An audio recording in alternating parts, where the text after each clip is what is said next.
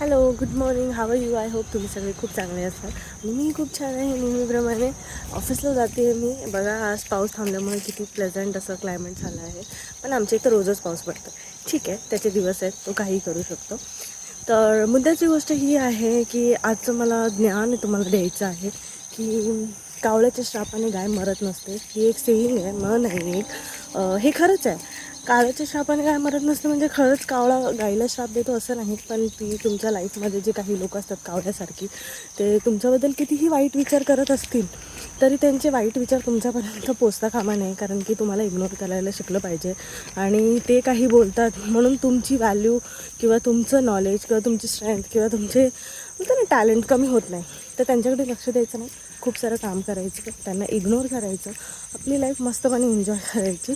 आणि कोणाला काही प्रूव्ह करून दाखवतो असं करतो एवढा मोठा महान बनत बसायचं नाही आणि हिरोवाली ॲक्टिंग करायची. जस्ट बी युअर सेल्फ आणि नॉर्मल राहा. आणि ठीक आहे, it's okay, sometime you have to be like की इग्नोर केलं पाहिजे सगळ्यांना. प्रत्येक गोष्टीला मनाला लावून घ्यायचं नाही की मलाच असं बोलतात. तुम्ही काय एवढे इम्पॉर्टंट नाही आहात.